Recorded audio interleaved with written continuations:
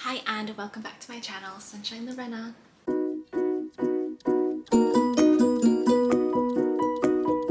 So this is going to be my TBR for Summerween. I am super excited. I didn't take part last year. I didn't do Winterween because I had like readathon burnout and I couldn't do another readathon at the time.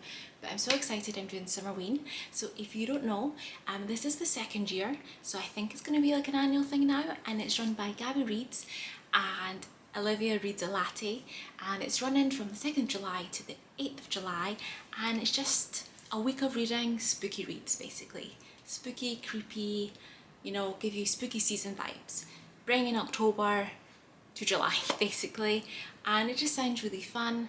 And yeah, what I'm going to do is I'm going to take you through the books that I definitely need to read to be able to tick off all of the prompts, and then I'll put through some other ones that I would like to get to if I finish those ones, and maybe just throw in a few recommendations at the end of some like horror and paranormal spooky creepy books as well. Okay, so I'm going to quickly run through all the prompts and then I'm going to tell you the books that I've chosen. So number 1, bake or make a drink with your spooky read. 2, read a book in the dark. 3, read a paranormal book. 4, read a horror book. 5, read a book of black or orange on the cover or both. So the first 2 aren't specific book, leads you just picking specific books. I don't know what drink or treat I'm gonna have with my spooky read. I might try and get some pumpkin spice syrup and do like a pumpkin spice latte, because that just reminds me of like October, which is spooky season. So I might do that. We'll need to wait and see. And then yeah, I'll choose one of these other books to be one of the ones I'm going to read anyway, and just sit and read it in the dark. Which have some candles lit or something to at least give me some light, or do an audiobook because I don't need any light at all. We'll see how it pans out. I am going to vlog my reading.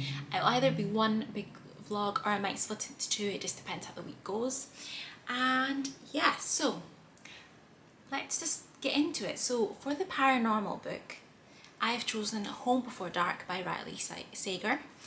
So this is what I get from this is it's a kind of haunted house book basically, and I think it's like a thriller, psychological thriller, but the paranormal element is this haunted house vibe. So this family have this house, I think it might be an estate or something, and after a few weeks, or is it a month or so, they end up playing the dead in night, and our dad ends up writing a book about their experience in this house, about ghostly happenings, paranormal things that happened in the house. This book goes on to become really famous, and I think it makes the town really infamous, which townspeople weren't very happy about. So fast forward, our main character, she inherits the house from her father when he passes away, so she's went back and she just wants to get the place ready and sell on and be done with it. She was, I think, really young when they did briefly live there, so she doesn't remember anything of the time that they spent there, but she doesn't believe her dad's book. And yes, I think the townspeople aren't really happy about obviously what happened. Don't think they're really happy with her and her family, but I think while she's there preparing the house, things start happening. Ghostly, paranormal things start happening, and that's kind of all I know about it. I feel like it might be one of these books that at the end you might be questioning, was it, wasn't it? I don't know if you'll ever get an answer, but yes, it's going to be bringing those paranormal vibes, definitely. And a recommendation I have for paranormal type vibes is The Year of the Witch by Alexis Henderson. I read this last October. Yes, the town this is set in is all like kind of dark and creepy. There's these dark woods, there's witches involved, you get like culty vibes. Highly recommend it if you want some paranormal vibes, not necessarily for this readathon, but just in general. Then for the horror one, I went back and forth with this one, trying to work out which one to choose, and I've ended up choosing The Only Good Indians, and that's by Stephen Graham Jones, and he's an Indigenous author, and yes, I'm going to be reading it as an ebook, but also on Scribd they have it as an audiobook, which is why this might be the one I choose to read in the dark. And also, while I'm doing like normal things that you can physically be reading at the same time, I'll be able to use the audiobook. I always like to have an audiobook during readathon so I can maximise my reading time as much as possible. So I don't know too much about this one. I know a lot of people were reading it last year when it first came out, and this cover has black on it, so it covers the black and orange prompt as well. So my two books is The Only Good Indians and Home Before Dark, that I have to read to kind of complete all of the prompts.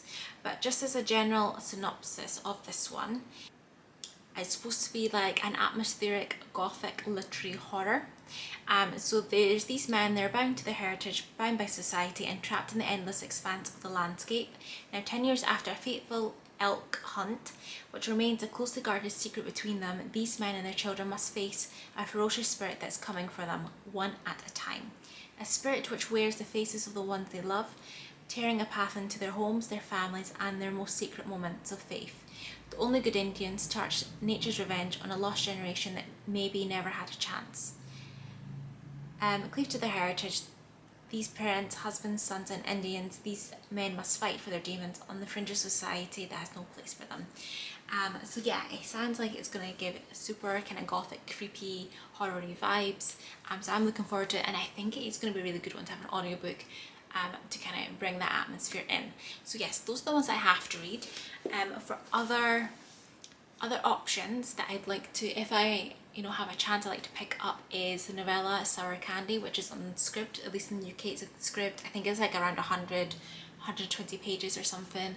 And yes, the description, like it's this man and son, and you think everything's kind of normal between them, maybe he's a little bit too lenient, etc., but actually he's been held captive by the boy and he's not his son or something. So it's really intriguing. There's some black on that cover as well, a lot of red, which is not one of the colours, unfortunately. So yeah, that's a nice quick short read. So that's one I definitely want to pick up. It's on my Kindle. I have one called The Resident, which I think is more thriller rather than horror, but it's like this serial killer who is on the loose, and he's managed to get into an empty house, and he's went up to the attic, and it turns out in this row of houses you can go through each of their attics. So then I think he starts playing games with the people who live in those houses. So again, like creepy vibes. So that's another one that I might end up picking up. And yeah, I mean, I have lots of other like kind of thrillery, some sort of horror ones, but I'm not going to be too hard on myself. I'm going to enjoy myself. I've just come out of like this massive reading slump, so I'm gonna take it easy. Other recommendations for horror books, I recommend the short story collection, and it's The Things We Lost in the Fire by Mariana Enriquez. And she's an Argentinian author, so this is a translated book. And yes, it's 12 short stories, and it's set in post-dictatorship Argentina, and each of them have different themes. Some of them are really creepy. Some of them it's just like, it's almost like the horror of life. Like there's nothing like specific, like, it's not like some sort of like made up horror. Sometimes it's just the general horror of life that you get in these stories. I think it's wonderfully written. I gave it 5 stars when I read it. It's really, really good. And then, I mean, the usual, Carrie I thought was pretty good. Most people have read it anyway. And yeah, I'm quite new to the kind of horror genre. Oh, Dear Laura. Yes, Dear Laura, and it's by Gemma and Mort. That is another novella, around 120 pages or something, so you can read it like in an afternoon, like a couple of hours. And I read that back in like March, and it follows this woman. So when she was a teenager, her friend disappeared. He was kidnapped and no one's ever been able to find him. However, each year on her birthday she receives a letter from somebody claiming that he knows where her friend has been taken, kept captive. So in order to get clues to the coordinates where he is, she ends up having to give like pieces of herself up, And yeah, no, I really enjoyed that. I think I gave that around about 4 stars, so that's a really like another good nice short horror one to pick up. But yes, I'm really looking forward to this.